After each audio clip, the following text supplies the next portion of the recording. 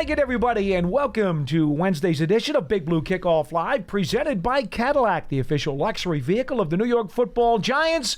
So glad you could be with us. We're going to be here for 1 hour on this very rainy afternoon here in East Rutherford, New Jersey, to talk New York Giants and NFL football with you. Our number is 201-939-4513. We are from the Giants podcast studio, presented by Hackensack Meridian Health. Keep getting better. I'm going to get this qualifier right out of the way at the beginning of the show. We know about all the reports and all of the rumors that you're seeing on the internet, because after all, the internet is the home for all rumors and hypotheticals. That's not what we do on this program.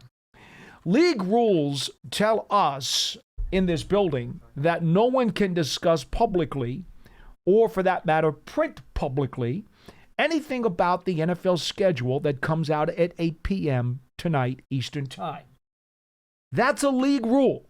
Has nothing to do with Matt, myself, John, Lance. Has nothing to do with any of us. Pearson might have something to do with it.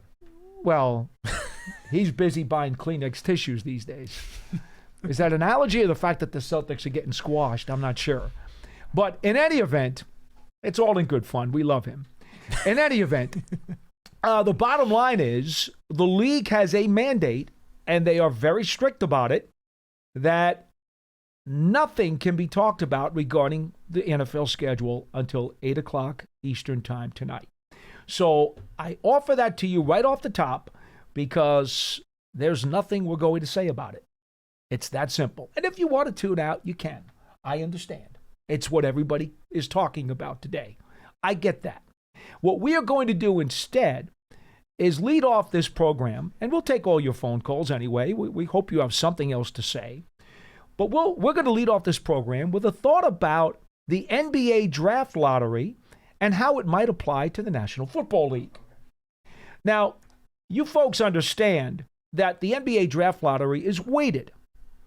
The bottom tier of teams get, well, it's ping pong balls now, but at one point it used to be envelopes and ping pong balls and everything else. There's a weighted percentage based on where you finish in the lower tier of the league. That determines how many cracks you get inside that big bucket of air when they throw the ping pong balls in there, and then they pull them out in reverse order, and that determines how the draft order is going to be. Now, the NBA did this many years ago because they were sick and tired of people talking about tanking. It's that simple. Matt, I don't know if you remember San Antonio when they wound up losing games, not intentionally, but maybe you didn't put 150% effort into games to land one Tim Duncan at the top of the NBA draft. That's kind of where all this crap started. And so the league decided to use a weighted lottery formula. The NFL still does not do that. They still go by reverse order, including tiebreakers. And that's why the Giants landed with the third overall pick in this year's draft. They won 3 games. They had to deal with tiebreakers, and that's where they wound up. So we ask you about this today because, as we know, the NBA lottery for this upcoming draft just took place the other night.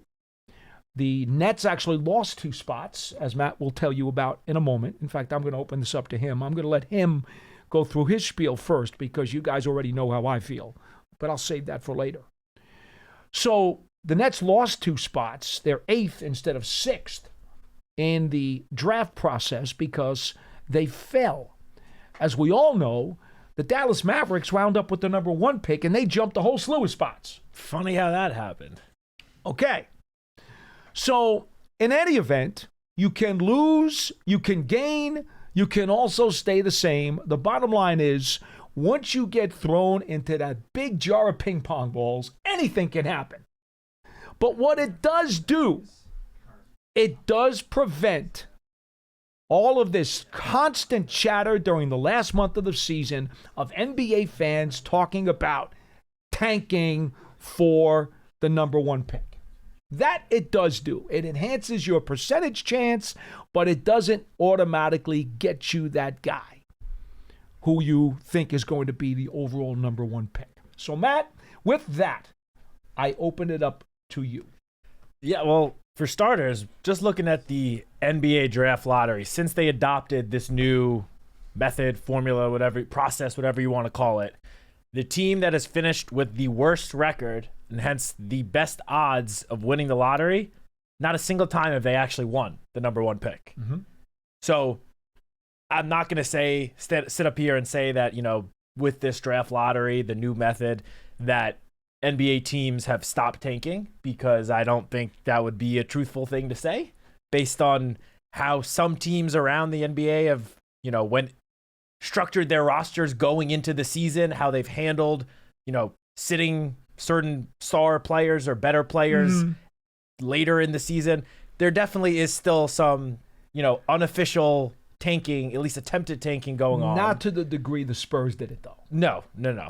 Not to that degree. That was really obvious. It certainly still occurs to some degree. But, again, it has not led to those tanking teams landing the number one pick, which is obviously the whole reason why those teams would do that tanking. Now, I do have to say, just about Monday night's draft lottery, and I've gotten into some heated conversations about this upstairs yesterday, I'm not going to go ahead and say that the draft lottery is rigged. I'm not going to say that. But I am going to say I do think it is, and I'm not the first one or only one to say this, I do think it's quite the coincidence that after the Dallas Mavericks participated in what some are calling one of the most lopsided trades in at least recent NBA history, that all of a sudden they jump up from they had the 10th best odds, so a 1.8% chance at winning the lottery, and they jumped all the way up to the number one pick and are now going to get Cooper Flagg. Again, I'm not saying the draft lottery is rigged, but I do think that is a little bit of a funny coincidence that happened after all of the criticism that Mavericks GM Nico Harrison has been getting for the last however many months it's been. He's now all of a sudden rewarded with Cooper Flagg. Funny how things happen. But in terms of the NFL adopting a draft lottery, I'm fully on board with it, because I don't think it would, again, similar to the NBA, it's not going to take away tanking altogether from the NFL. There are still teams that are going to go out there, especially that last month of the season, and all of a sudden their starting quarterback has some injury, popped up out of nowhere and has some injury and is not going to play the last month of the season. That's still going to happen, but it sort of de-incentivizes teams from doing that a bit, because you no longer would have the guarantee where if you lose the last month of the season and finish with the worst record, that doesn't mean you're necessarily getting the number one pick. You could still end up with, if the NFL adopted the NBA's process and method, you could still end up with the 5th pick, despite having the worst record in the NFL. So I do think it will help, especially those late season games, teams still try to go out there and win. Because let's say that, again, the NFL adopted the NBA's exact method, where the bottom 3 teams have the same amount of odds? Yeah. And you go into week 18 and you are locked into that bottom 3. You now all of a sudden, there's no incentive to lose another game. You're probably going to want to go out there and try to win. Not that most teams, I will say, even in a lost season, still go out there and try to win games late in the season, even when their season is done. I do think we have seen some instances of teams around the NFL not exactly putting out their best potential lineup when it comes to, those week 16, 17, 18 games in a lost season in order to help their draft stock, their draft, where they land in the draft order. I do think adopting the NBA's draft lottery, it would help keep teams trying to win games late in the season, because your season could be lost. You could have nothing to play for, but you're locked into that, bottom 3 already, or you're blocked into the fourth best odds at landing the top pick, and you're going up against a team that is fighting for a playoff spot. You're going to try to win that game. You're going to try to keep that other team out from the playoffs. While right now, in that situation, the losing team would, with how things stand now, would probably just be like, we don't really need this. Like, let's throw out our backup quarterback. Or as we saw, was it the last game of the season, I want to say in the 2020 season, the Sunday night game with the Eagles and Washington. Don't bring that game up. Where that all just of a makes sudden, my blood boil. All of a sudden, Jalen Hurts, who was having a good first half, just sits the second half because the Eagles say they want to evaluate Nate Sudfeld for the last 2 quarters of the entire season. Was the only time he played all year. Yeah, and by the way, that was clear tanking. It knocked the Giants out of the playoffs. And it knocked the Giants out of the playoffs, exactly. Now, granted, the Giants would have made the playoffs that year with, I think it was a 6-10 record, so I'm not going to say that's not relevant to the story. But yeah, situations like that, we wouldn't see that, at least to the same degree as we see it now. So I'm fully on board with it. I think there are a lot of things that the NFL does a lot better than the NBA. Most things, in my personal opinion. But in terms of figuring out the draft order for non-playoff teams, I do think the NBA has it right with the way that they do it. Okay, I'm going to go even further and not just talk about the actual competition on the field. The perception and the environment of the fan bases becomes incredibly tainted and toxic when you actually have segments of a fan base wanting to tank for X player the following season. Yeah, we saw it. It's horrific. We saw it here week 17 in that Colts game. We have told you guys this time and time again during many of these Giants losing seasons over the past decade, that to be rooting for the team to lose over the final couple of weeks of the season when all the players and all the coaches are doing the professional thing, trying their butts off, bleeding, sweating, doing everything possible, going through all kinds of pain and agony to finish out their season by winning games, because that's what they're paid to do, and that's what they're here for. And then I've got to get into a dispute with fans, not that you guys don't, but I get really animated. Really animated by it. I can't see that at all. Nothing makes me more angry than to hear somebody who calls themselves a fan of a team saying that, oh, I wish they would lose, I really want them to tank. And then call up after the team wins, like when the Giants beat the Colts in what was a really fun game. That was a heck of a win. And I'm in that locker room after every game. I know the pain that those guys feel after every loss, and I know what it made them feel like human beings again after they beat the Colts. I know what that's like because I'm in the middle of that beast. I see it, I feel it, and I hear it. Nothing could be further from the truth than to say that those guys should tank or are better off if they do tank. It just offends me to no end. I get angry by it. Yeah, I mean, look, we talked about it going into that Colts game, and after that Colts game, this organization is never going to go into a game trying to lose just to help their draft position. It's just never going to happen. And nor should any team do that for that matter. There's nobody on the payroll of any team that is paid to lose a game. Let me say, I brought up that Eagles example. Well, guess what? Doug Peterson got fired after that. Yeah, and I'm sure did. I'm not going to go ahead and say it was because of that, because I certainly don't know that for a fact. But that couldn't have helped him. Like, the reports out there was that Week 18 decision to take Jalen Hurts out of the game sort of led to him losing the locker room, at least more so than I guess he already may have lost it. It definitely played a factor in their decision to get rid of him. It goes back to the premise that you're paid to do a job. And every one of those people who suggest to tank, I ask all of you, do you really get up in the morning, go to your job, and purposely not do your job correctly, screw up, and do horribly at your job that day? Do you do that intentionally because you think it's going to benefit you some point down the line? Of course not. That's dumb. Yeah. It's dumb. It's stupid. So if an NFL draft lottery is going to dispel that kind of jibber jabber and that kind of garbage talk, at least even just a little bit, then I'm all for it. Agreed. I'm with you. And I've never been one to necessarily push for that. But I've heard enough of it over the last several years. Put the gavel down and put a stop to it. If it takes an NFL draft lottery to do it, then do it. because that conversation is for the birds.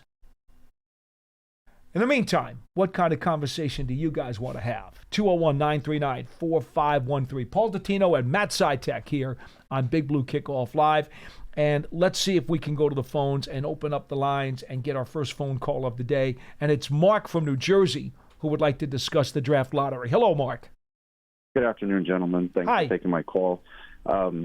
Just want to preface the call. I'm not a Giants fan, but I used to call your show quite a bit during the pandemic, and great format, great comment. I wish you guys would go longer than an hour because I really feel like you give the fans a voice. You're very kind for sticking with us on the show. And I'm in lockstep with you, Paul, from the sense of there's such a pain exchange that happens during a football game. It takes a lot of physical exertion and asked guys to go out there and just purposely just get beat up for 60 minutes by men that weigh 250 plus pounds to 300. You're insane. That's crazy. And fans that do that, there's already fan bases talking about doing that for Ark Manning. Oh, it's sure. It's already happened. Cleveland's and by the way, it. we don't even know what year he's going to come out of school either. Yeah. Think about how dumb that is. Well, Peyton Manning did that in 97. He stayed? He's like, he Eli went back stayed? to Tennessee. Yep. But I do want to refresh your memory on one thing, Paul. Yeah. David Robinson broke his foot 6 games into that first season. Yes. And the other players that were on that team, I mean, who was the best player on that team? Vinny Del Negro? It wasn't a great team. It was not a great team. Yeah, I think maybe at the end they were just playing the backups and the lower end guys, but I don't think they went into that season intending to do that, much like the Colts didn't.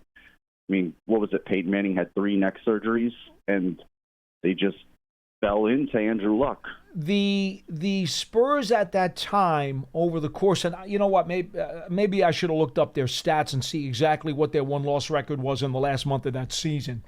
I didn't bother doing that. I just remember living it and knowing that there was a predominant conversation around the NBA. And there have actually been many articles over the years since then citing that one as one that really gave the NBA cause to think about a draft lottery, because there were many of accusations flung at the Spurs that down the home stretch of that season, they were not doing everything they could to win games. Now, you happen to be right. Robinson was injured. I'm not saying he wasn't. They were not a very good team. But there is such a thing as putting it all out there on the floor and not doing it. Oh, definitely. But within basketball, you can play the game and not feel any pain, unlike football, where you're going. Oh, no question. That's why that's why I get so angry about it in the NFL. With the NBA, I don't necessarily foam at the mouth over the situation. But when it comes to the NFL, and I know what these guys are going through and what it costs them each and every week to get through the rigors of a season, oh yeah, I get really mad. I get really mad on their behalf that they would have to deal with fans for their team screaming to tank. I just have no tolerance for it. Yeah, well, you have a front row seat, Paul, unlike the everyday fan. You see the guys in the training room. You see the guys limping around the facility. Fans, you're right. They just see a name on a roster. They just interact with these guys through a television set on a Sunday. That's why I try to bring that to the forefront. You know, and people don't think about that. And to be quite honest with you, a lot of the fans watch these games inebriated. And they're not going to be in the right frame of mind because their emotions are so heightened. But anyway, I do not think the NFL, they've been do everything the opposite the other leagues do, and that's why you're the 10,000-pound gorilla in the room. Do not implement a draft lottery, because we all know this. There's enough people who already think these games are rigged. The games. They think the calls are, and now you have, the league did this to themselves. You have gambling. Gambling is everywhere. They sponsor it. Before, the league wouldn't touch it. They would run down an old lady running a Super Bowl a box at her church if she was doing it back in the day. Nowadays, they've opened their arms. They've sold their soul. So don't do it, because look what happened a few nights ago. Everybody thinks it was rigged. It smells. It doesn't pass the smell test. Just like Matt cited before, it's very odd that such a lopsided trade would be reciprocated with such a reward like that. Because that kid's a face. You can put him on the front of your season ticket package. You can do Cooper Flag. My God, what a marketing gold mine! No doubt. Let alone before he touches a basketball. No doubt. So yeah, it's really don't do it, NFL. Just whatever 100 Park Ave and Secaucus is doing, stay away from it. Thanks for taking my call. I guys. could appreciate that, Mark. Thank you so much for the call. Thanks, Mark. The one thing I will say is, obviously, I said what I said before, but reality is the NBA draft lottery is not actually rigged. I was joking about it, if that wasn't clear. It is a funny coincidence. There are those people who think it is. No, for sure. There are a lot of people that think it is. But I will say, at the end of the day, like, NBA is not going to lose viewership because the Mavericks won the draft lottery. Unless it comes out, like, for real, that it was rigged, which I do not think is going to end up actually happening. Unless that does, it's not going to really change things. People are going to honestly have conspiracy theories about anything. So, like, yes, I agree with Mark where if the NFL adopted the draft lottery and some sort of situation like what just happened with the Mavericks occurred, there would definitely be a lot of fans being, oh, the NFL's rigged. They rigged the lottery. But at the end of the day, unless it comes out that that's actually true, it's just more speculation and rumors and conspiracy theories that, honestly, the leagues don't really care too much about as long as viewership numbers are still high. Well, and I don't think, a team doing a trade, like a lopsided, like if the exact thing that happened with the Mavericks happened in the NFL, I don't think all of a sudden people are going to, boycott the NFL. Let me ask you this. Do you remember the Patrick Ewing draft? Do I actually remember it? No, little too because young. I was not born. Okay. But Okay. I have read, I have heard speakers talk about it. In my master's program, I literally, someone that used to work for the NBA at that time, who was high up, came in and I asked him about that exact thing. And obviously it was a big talking point, of course, for the last 40 years. Which, of course, one of the greatly concocted rumors is that the envelope was in the refrigerator. Corner. Had a bent corner on it, or it was refrigerated so that it was freezing cold, and that, when the commissioner reached in, he knew which one to give the Knicks the number one pick. So that's why they went to the ping pong balls shortly thereafter. But again, because the envelope thing was being questioned by so many people. Again, but that was 40 years ago. There's been nothing that has come out that has said for the last 40 years that it was actually rigged in any sort of way. In fact, I, have heard numerous people that were heavily involved with the process, could not argue more, saying there was legitimately zero sketchiness. There was nothing here that was out of the ordinary. It just happened the way it happened. Coincidences happen sometimes.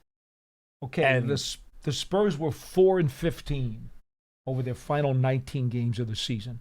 And not only did they lose a bunch of games, they got blown out in a bunch of those games. Yeah, I mean, what about the 76ers this year? Once Embiid got hurt, all of a sudden, Maxey got hurt. Paul George got hurt. They lost, seemed like every single one of their last 20 games.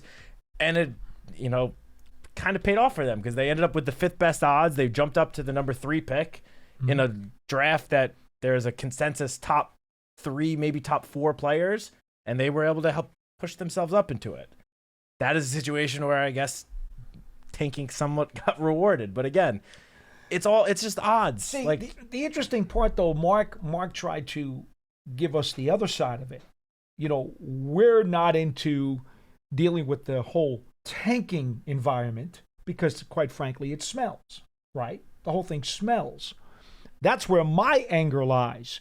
He then said, well, but I don't want to see a lottery because I don't want them to be accused of fixing the lottery, which is the other side of the coin.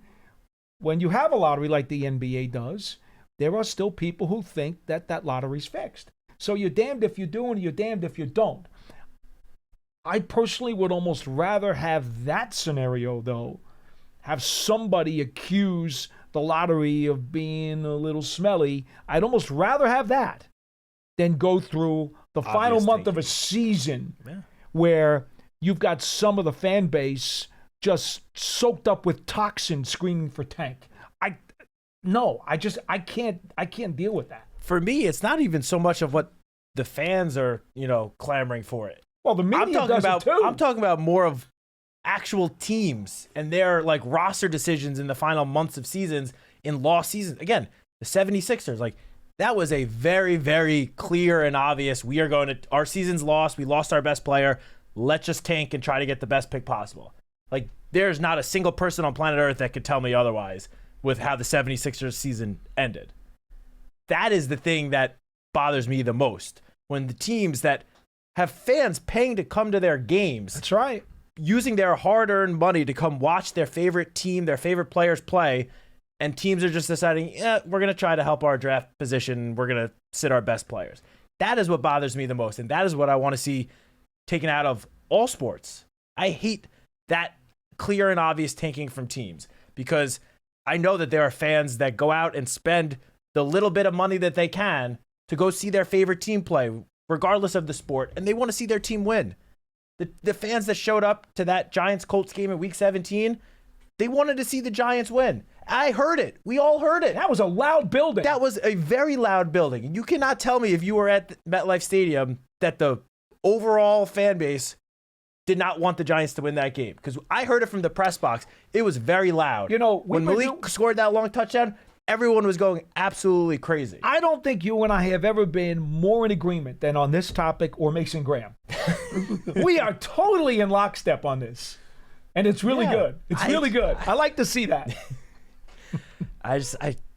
Teams doing clear and obvious tanking, especially like sitting guys that are healthy just for the sake of helping their draft position, that is what really bothers me. It's one thing if a season is lost and one of your better players has been fighting through an injury and then you decide to sit him, that I totally understand. But if a guy is healthy and you just decide, we're going to sit him because we want to help our draft position, that is what grinds my gears.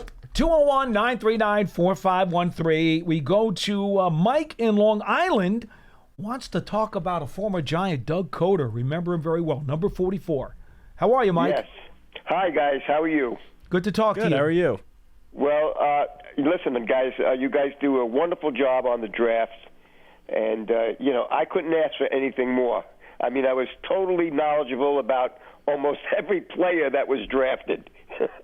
But anyway, we're talking about number 44 and Mr. Skattebo.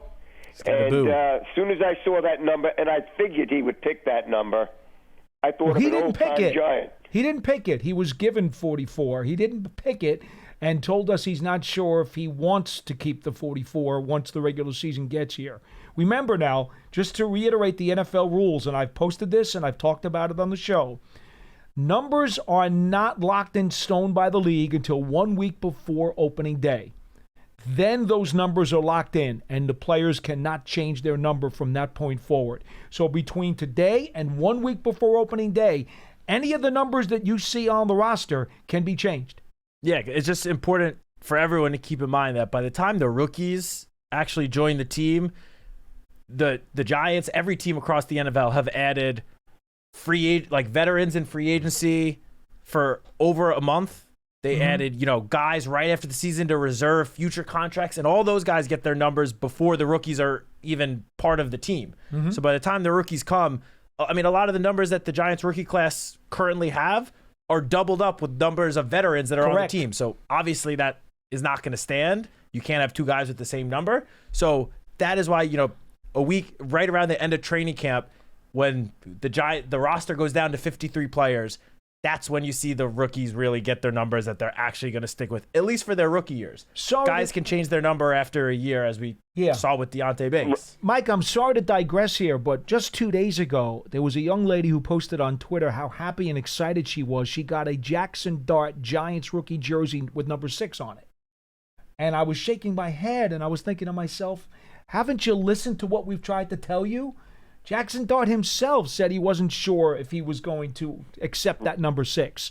He wanted to know how it looked on video and in photographs. Yeah. And at some point, he's going to tell the Giants what number he would like.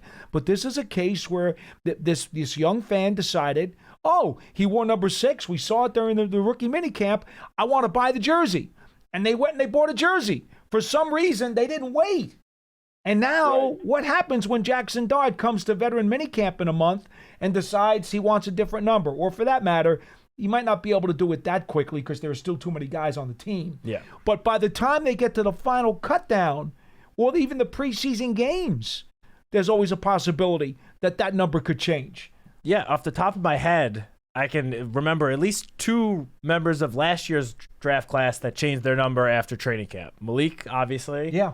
Or was that that might have been before the end of training? Well, Malik originally had the number 9. Right. And then it became one at some point. The Flaherty family allowed it. Right. Yeah, and then Theo Johnson changed his number at end of training camp. There might have been others. Like those 2 it could have been. Popped to my I don't even pay attention to it anymore because I don't care about their numbers in April. May. It's irrelevant. We see it every year. I mean, even right now with the number 44.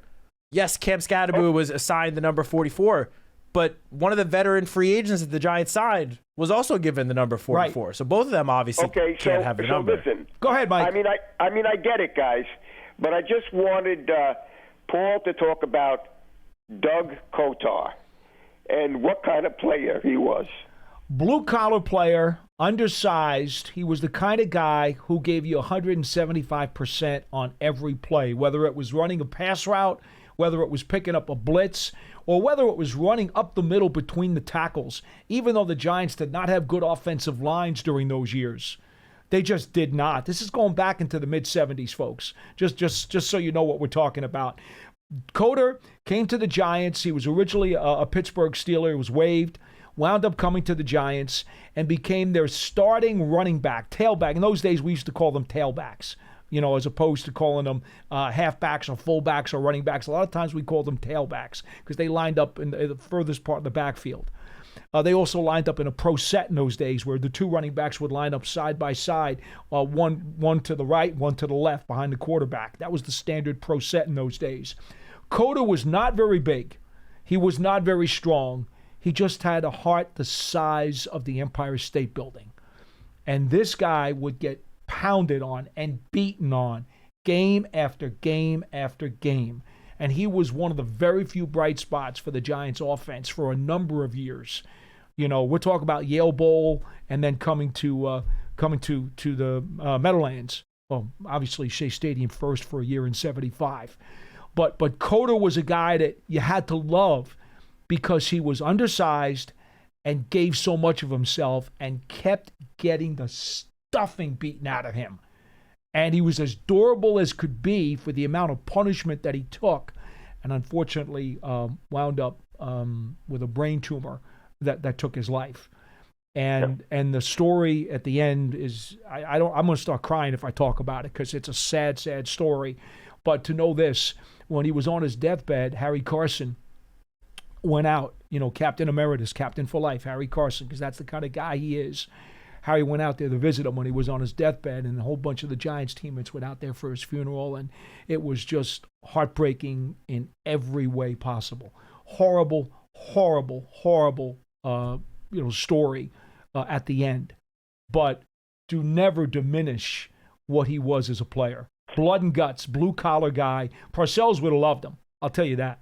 Yeah, had he been here with the Parcells era, Parcells would have loved him. Coughlin would have loved him. But when I see Skattebo run, I'm thinking of him. Well, 2 totally different players, though, in terms of style. Skattebo is a bulldozer. Kotar was an undersized guy who just gave everything with his heart. There's a big difference between the two. Kotar did not have the tools that Skattebo has. He did not. Yep. Well, thank you for your time. Thank you. You guys doing a great job. And, appreciate it, Mike. God bless Doug Kotar. Yes, sir. Thank you so much for the phone call. Thanks Always love talking Mike. about some of the old Giants legends. And I do consider Kotar a legend, even though his lifetime numbers with the Giants did not rank him up among the top leaders of all time. It was the kind of guy he was. He was so much loved by his teammates because of the way he put it all out there. And in all honesty, again, think about this. Steelers discard him, and the Giants pick him up, and he becomes their starter for several years. This guy was beating all odds, and that's why we all thought. And I wasn't covering the team at the time, but I certainly grew up knowing who he was. Everybody thought, well, he's beaten every odds that there were thrown in front of him to this point. He'll beat the brain tumor. He'll beat the brain tumor too. He didn't, unfortunately. Yeah, well, just based on how you're describing him as a player, I mean, it sounds similar to how Cam Skattebo is kind of described. Not the play style, but the hard-nosed, physical, the attitude. Attitude, exactly. Yes, so the attitude. For one, I mean, we had that whole conversation about numbers not being official. I for one am I hope that he ends up somehow keeping number 44, because whether it's Doug Kotar, Ahmad Bradshaw, the number 44, running backs wearing the number 44 bring back some good positive memories for Giants fans, regardless of the era of Giants football you want to think about. So it may not end up being up to him completely, but I, for one, would love to see him stick with that number and continue to bring, pride to the number 44 at the running back position. They listed on Pro Football Reference Kotar, and Kotar, it's spelled Kotar, but we always knew him as Kotar. That was the way you pronounced it. They list him at 5'11", 205, and I still think that's a little much. If you watched him, you knew that was a little bit inflated. But for those of you who have not looked it up, the years was 74 to 81. He was with the Giants, and he did everything that the coaches could possibly ask of him, and just a joy watching him as a Giants fan. All right, we go to James from Georgia. You're next on Big Blue Kickoff Live. Hello. Hey, what's going on, guys? Good to talk to you. A couple things.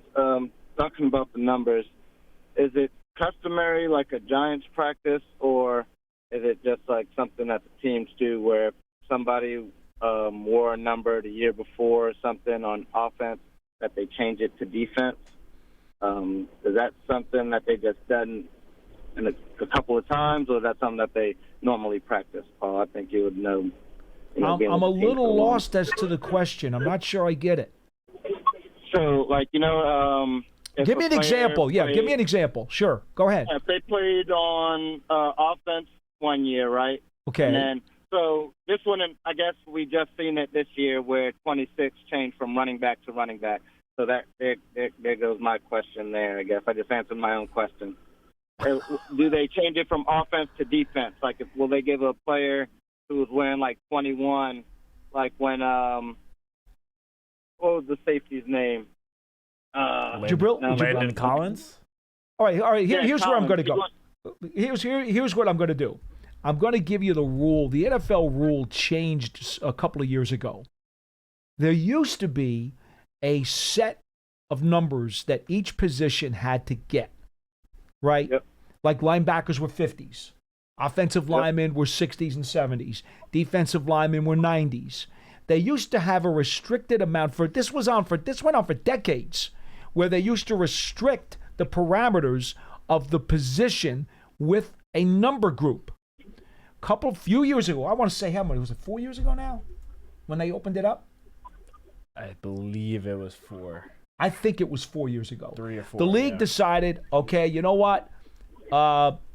Players wanted individuality. They wanted to be able to pick their own numbers. A lot of guys have numbers that made no sense at all according to the NFL guidelines when they were coming out of school. And it's like, well, I want my number that I used at school. That's how I became an All-American. That's how I became a first-round draft pick. I want to wear my number in the pros. I'm superstitious. It's a tribute to Sterling Shepard. Remember, changed his number because it was a tribute to his dad. So he took a single-digit number. Okay? So the league decided that they were going to accommodate those types of feelings, and they opened up the numbers to everybody. Yeah. And so now the only dispute you have is if your team has already retired a number, you now have to figure out, well, what are you going to do about that? You're going to ask, or you're not going to ask. Are they going to give permission? They're not going to give permission. They're going to go to the family. They're not going to go to the family. It opens up a different can of soup, if you will. But they opened up the numbers across the board from 0 to 99. So in answer to your question, there really is no such thing as an offensive or a defensive number anymore. There's still some restrictions. It's not like you can just choose any number 0 to 99. There are some. Are there? Yeah. Honestly, I didn't know that. I'm almost positive they loosened the restrictions pretty significantly when they made their changes a couple years ago. But I mean, Brian Burns to be 0, a quarterback, Thibodeau to be 5. a quarterback, can't wear the number 64, for example. Like there are still some restrictions. I'm glad to hear that. Like I think a quarterback still has to be like 0 Let's take a through look. Let me see 19, what we I can find. believe. 0 Okay. to 20 or something like that. Let's like find out. Receivers can be in the 80s or 0 through 19, I believe. Okay. Let's So, see. But they definitely loosened them look- up for sure. Oh, here we go. I Here we think- go. I got it. Hold on. Okay, oh, go you know ahead. what? Go ahead. Go to your next point. Well, I've missed like the couple first minutes of the show. Did y'all say we're not talking about any league schedule stuff today? Correct. Okay. And so with the Call back tomorrow.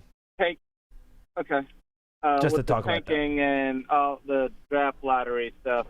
Yep. Like y'all said, a GM, especially nowadays, even if he's like the first year GM or whatever, he's not guaranteed that second year if he tanks. So these guys, the GMs, even if they try to like purposely put bad players on the team or the coach is like, yeah, we're lost for the season, we're just going to give some other guys, like intentionally put in worse players, like I was saying. One that doesn't, it's not very, it doesn't happen much in the NFL because there's so many other variables, and the guys that are, playing the game or playing so hard, like it does them a disservice too, for them to, to say, hey, none of these guys are injured, but we're not going to play them just because. We don't want to get an evaluation of our younger guys. We just not going to play any of our better guys. I don't think that works in the NFL. And also, I think the draft lottery would be good, but also, like I just said, guys are playing hard, and you lose games. You're just not a very good team. And despite what the fans think on tanking, if you lose, there should be some type of, reward system for being at the top of the draft or, for being a bad team. Because the players aren't thinking the same ways as the fans, no matter how much they're yelling. You're right. For, they don't. For bad team tank and all that. So You're right. I mean, I always, even in bad seasons, I always want to see a victory. Even if I've called before, I'm like, yeah, these were meaningless wins. I always want to see a victory. I never want to sit through 3 hours a game just to watch my team get pummeled. If we win in a dog fight, in a close game, and we lose, we lose. It happens, But to not be competitive sometimes, I think that's where a lot of us fans, we've been at the bottom for so long, especially the Giants team who has such a long lineage of winning and things like that. So I appreciate y'all taking my call. James, thank you. I'll listen to the number thing off the air. You're on the record, and we appreciate your phone call. Thanks, James. Thank you so much. All right. You were correct. So I stand corrected on this. Since 2023, the following positions can pick anything between 0 and 49. Punters, place kickers, running backs, tight ends, wide receivers. They also can pick, this is crazy. Punters and place kickers can also go between 90 and 99, as can linebackers, who also can go anywhere between 0 and 59. These ranges are so incredibly wide, like the Grand Canyon. It's almost like, why do we even bother with this? It's crazy. Wide receivers, running backs, and tight ends can also be between 80 and 99. Defensive backs are only allowed to be between 0 and 49. Quarterbacks can only be between 0 and 19. That may be a tip of the cap to Johnny Unitas. I don't know. Offensive linemen have to be between 50 and 79. And defensive linemen can also be between 50 and 79 or 90 and 99. Okay, we've now given you the jibber jabber that the NFL has given about the number parameters, and it's ridiculous. To be honest, looking at that, the only position that should have a specific range where players have to choose numbers between whatever, X and Y is offensive lineman. Because like when an extra offensive lineman comes onto the field, when the sixth lineman comes, he's got to announce himself to the refs. You can't just run on the field and pretend to be a wide receiver.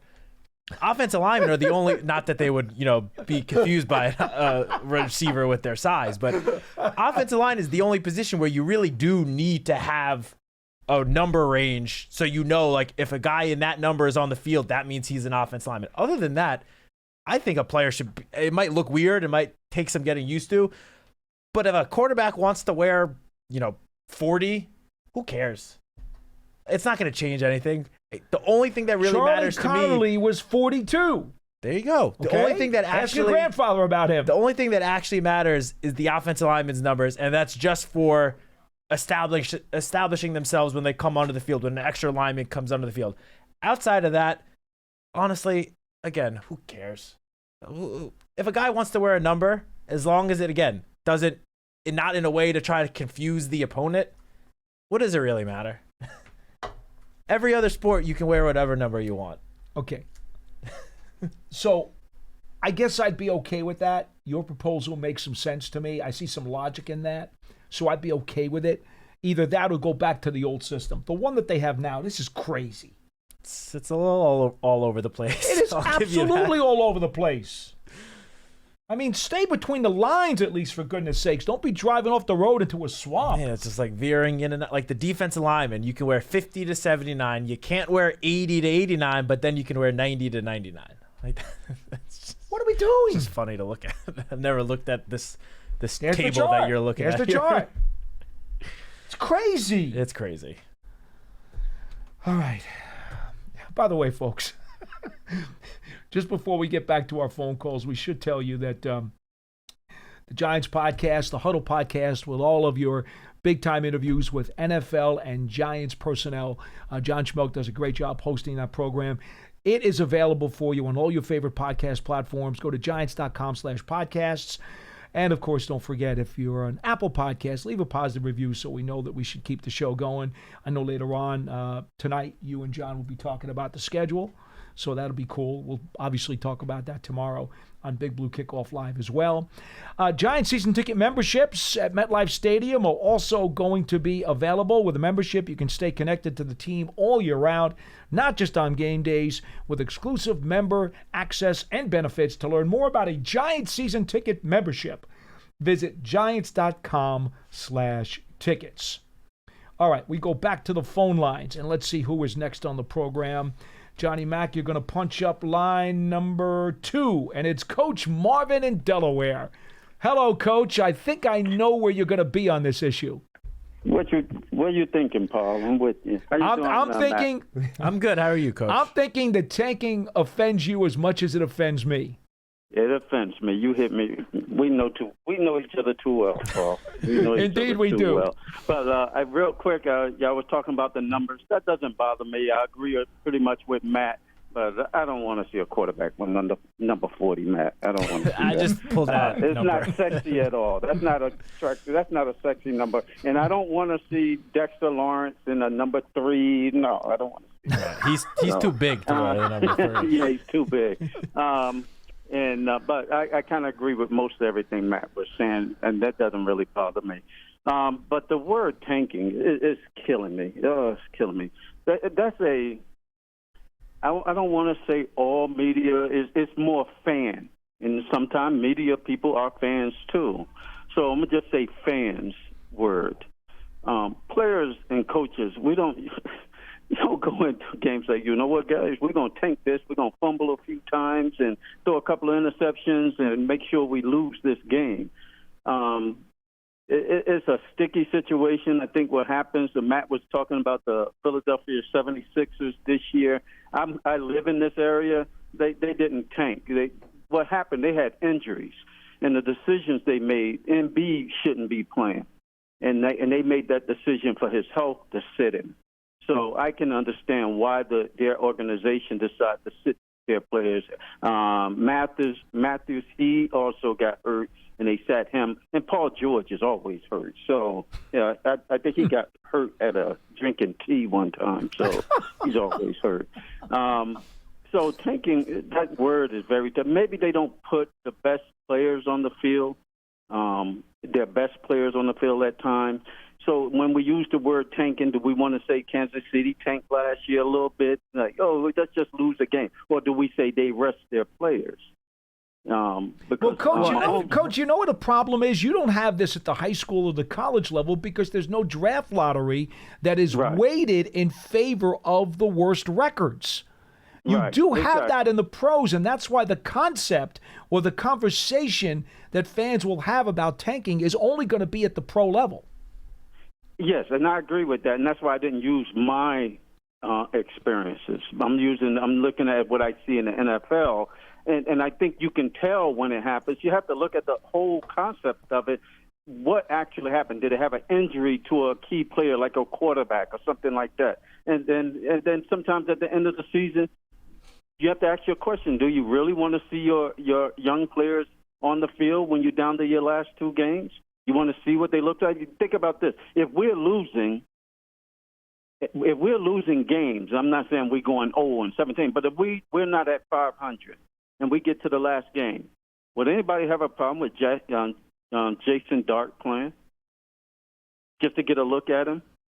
If he's ready, no, if he's ready and the coach believes that that's an important part of his growth, I would not have a problem with it. And trust me, Coach, they're not going to put him in unless he's ready. Well, you don't want to put anybody in, Paul, unless they're ready to Absolutely. play. Absolutely. The game is so dangerous. You cannot say, you know what, let's throw Bobby in the game and see how funny he looked getting blasted. You can't. And then in this sport, you're talking about, 1% of the world that can play this sport? So all of these guys are coming in, making the team, they can play. Regardless of based on how high they can play, what standard we hold them to, if they're a superstar or not, but they're on the team, they can play. These guys can play. They've been playing all their lives. They can play. They may not be up to the standards of the top 10, the top 50 guys on the field, but they can play. I mean, people criticize them sometimes like they can't play at all. I mean, I hear on our calls, some of our callers, Dabo can't coach. It's like, where are these people getting this information from? Dabo's been coaching all his life. Dabo is a damn good coach. And those kind of statements are it's just irritating at times because people just, I don't know if they saying it out of anger or what, but they're not seeing the whole picture. Coach, you should sit in these seats one day. You would understand the kind of stuff that we got to put up with. Oh, I listen to it, Paul. I listen to what you guys go through. Y'all do a great job dealing with them and letting them speak their minds. But sometimes you have to educate them, and I know y'all do your best. And y'all do that to educate the people. Yeah, because you don't want people hanging up with those beliefs. No, and working for the Department of Justice, conspiracy theories, I can't take it. My own family can do it sometimes, and I have to tell them that's not true.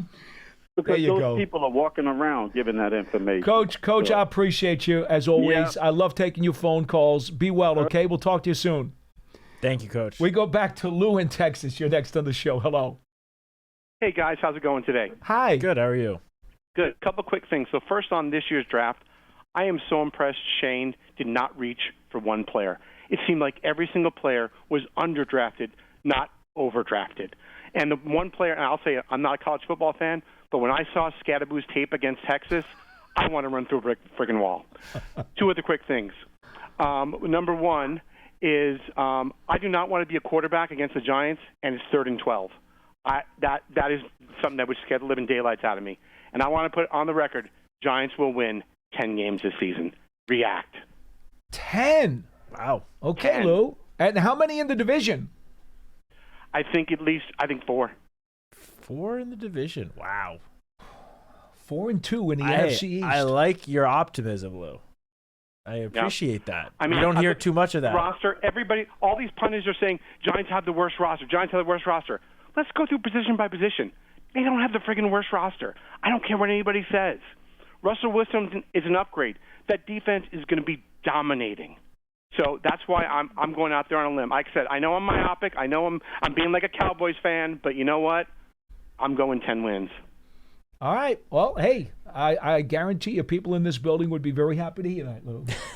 That is for sure. Have a great day. Thanks for calling. All right, guys, take it easy. Thanks, Lou. 201-939-4513. We got time for one or two more callers if you guys want to chime in here on Big Blue Kickoff Live. The schedule release comes your way 8 o'clock tonight Eastern Time. It'll be on NFL Network. It'll also be on the Giants website.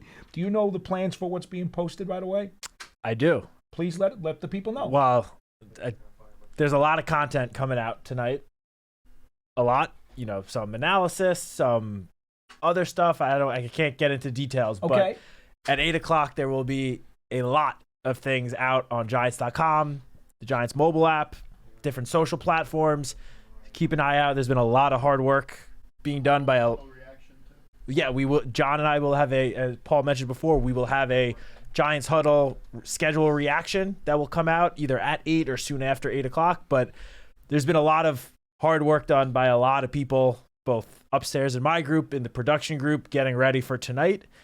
We obviously hope everyone enjoys all of the content. We think you will, but we'll see. But yeah, there's a lot of stuff coming out. I know everyone's, anxious about wanting to know the schedule and stuff. At this point, I'd say it's 6.5 hours. You made it this long. You can make it another few hours. And besides, you want the truth. You want the facts of the schedule. You don't want to just be going by web reports. I mean, heck, you have no way to know about the validity of anything that's been posted so far. Yeah, that's true. So why do that? Just wait till the real facts come out. When the facts come out, and then you know for sure, 100%. Hey, by the way, we'll talk about the schedule release tomorrow, of course, on Big Blue Kickoff Live when we come your way once again at 12:30 p.m. Eastern Time. John and I think, are going to be on tomorrow, so we'll take your calls then, as well as tomorrow night. Now, special announcement, folks, coming up tomorrow night on WFAN here in New York, that's 660 a.m. and 101.9 FM, The Fan. John and I are going to be doing a live 2-hour Giants special. We'll talk about minicamp, the rookie minicamp in particular, and the Giants schedule release. So we invite you to tune in. I believe not only will it air on WFAN tomorrow night at 10 o'clock, a 2-hour show from 10 to midnight. I believe it also will be on the Odyssey app as well. So that is another place where you're going to be able to consume some really great Giants stuff. We're going to have some audio we're going to play back from key personnel involved in what happened during Giants rookie minicamp, some of the high draft picks. We'll talk about the schedule. We'll have it all for you tomorrow night. Again, 10 p.m. Eastern Time tomorrow night, 2 hours live, a special edition of Big Blue Kickoff Live on The Fan in New York City, WFAN. Back to the lines on this program. We go to Kurt in New Jersey. You are on Big Blue Kickoff Live. Hello. Hey, what's going on, guys? Hi. First-time caller. Thank you. Thanks for calling, Kurt. Been a big fan for many years. The last couple of days, I just tried to get through to you, and I finally was able to do it now. There's just a couple of things I want to say, some of the fans out there. Well, we're going to let you go. We're going to let you do it because you're the last caller on the show, so just go for it. I always believe that, every player goes out there and plays for the love. Goes out and plays for the love of the game. And, they go through all their aches and pains. I'm a fan. I want to see them play. I want to see them win or lose regardless of draft status. And then the other thing I wanted to hit on real quick is the last caller. He's going to go out on a limb with 10. I concur with that. I believe the Giants have a good chance of either breaking 500 or hitting that 10 win mark. And I also said the same thing, 4 wins in the division this year. Mm-hmm. That's all I really have to say. But like I said, I'm a big-time follower. I know I only got like a minute or so I just wanted to throw that out there. Fans love the game regardless if they lose or win, held the draft position. And ones that can't get on board with that, they should go follow badminton in Vietnam. All right. Well, thank you so much for the phone call. Please call again soon. Thanks, Kurt. We appreciate your input. We get a variety of opinions there on the potential of an NFL draft lottery. Not that anything is brewing over at Park Avenue, because it's not. They're not talking about that. This was just a hypothetical. And as you know, I don't really care for hypotheticals too much. But in this particular case, because of the NBA draft lottery, it kind of lent itself to the topic. Yeah, no, it made sense for today's conversation. And I just want to say real quick, you touched on this earlier, and then we'll end the show. Talking about the Colts game that Kurt just brought up. Sure. As you said, we were in the locker room all season, whether it's in this building during the week, in the locker room after the games on Sundays. The atmosphere, the feeling in the locker room after that Colts game was light years different and better than it had been in just about any other post-game locker room, at least in a while last season. No one's going to argue that last season, was not rough for everyone. But the team, the players, the coaches, you could feel their excitement and joy after the performance in that Colts game, because it was an all-around dominant performance, one that we were obviously all wanting to see all season and wish it obviously would have come a little sooner, but we'll take it nonetheless. Those guys that are in the locker room that putting their blood, sweat, and tears into this game, it is their profession. They're going to go out there and try to win every single time. We spoke about this late in the season. We'll continue to speaking to it as long as we're sitting up here. Those guys that are going out there and fighting for their jobs, for their livelihoods every week, they are never, ever, ever going to step on the field and just lay down and let the other team walk all over them. It's never going to happen. I never want to see it, and I know the people in this building never want to see that either. That game in that locker room proved that the phrase "play for pride" still exists. Yeah. It did. 100%. And it's not just fans. I've seen today with this whole NBA draft lottery, should the NFL adopt it, I've seen NFL reporters be like, oh, what's the need for a draft lottery? There's one guy, I'm not even going to say his name, who said 2 of the last 3 years, a team has won a meaningless game late in the season and cost themselves the first pick, basically saying they should have just lost on purpose. Yeah. And these are guys that are credentialed NFL reporters even saying it. I hate that. Folks, that'll do it for this edition of Big Blue Kickoff Live, presented by Cadillac, the official luxury vehicle of the New York Football Giants. Thank you so much for being with us. Again, schedule, release information, all kinds of content dropping at 8 p.m. Eastern Time right here on Giants.com. We invite you to consume the product. We will be back to talk to you again tomorrow right here on Big Blue Kickoff Live at 12:30 p.m. Eastern Time for another hour of fun-filled conversation. For Matt Citak, I'm Paul Dottino. We'll see you again next time.